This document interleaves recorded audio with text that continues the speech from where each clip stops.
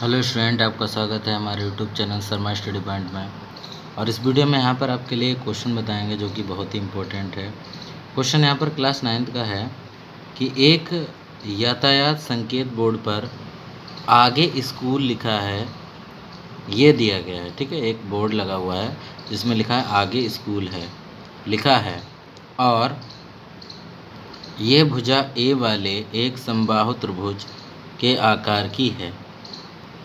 Heron के सूत्र द्वारा क्षेत्रफल बताइए यदि परिमाप 180 सेंटीमीटर हो। ठीक है, तो सबसे पहले यहाँ पर हम क्या करेंगे, एक त्रिभुज बना लेंगे जो कि यहाँ पर समबाहु है। ठीक है, अगर इसकी ए सेंटीमीटर भुजा है, इसकी ए सेंटीमीटर भुजा है और इसकी भी ए सेंटीमीटर भुजा है, तो ये कैसा हो गया, समबाहु त्रिभुज हो गया।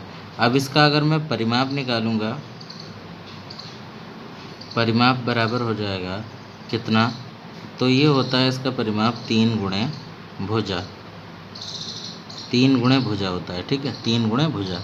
अब यहाँ पर परिमाप कितना है, 180 दिया गया है, बराबर में 3 गुणे भुजा। भुजा का मतलब यहाँ पर ऐसे ही लिख देंगे भुजा।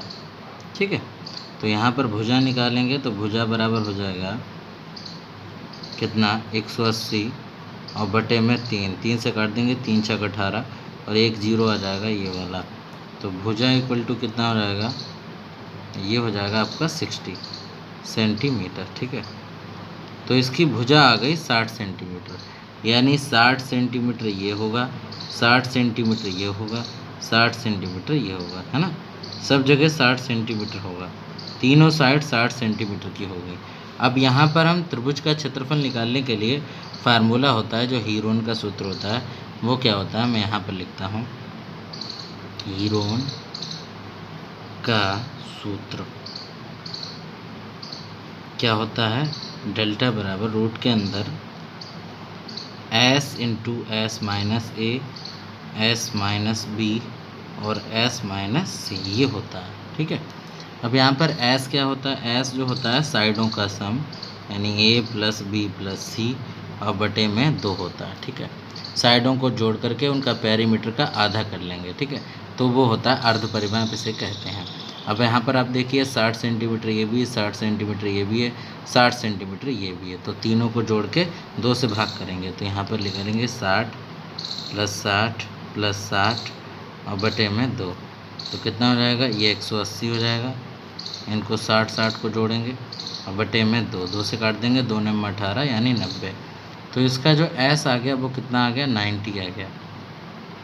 ठीक है, s इक्वल टू 90 आ गया। अब हम इसका क्या निकालेंगे, त्रिभुज का क्षेत्रफल निकालेंगे, तो लिखेंगे त्रिभुज का क्षेत्रफल।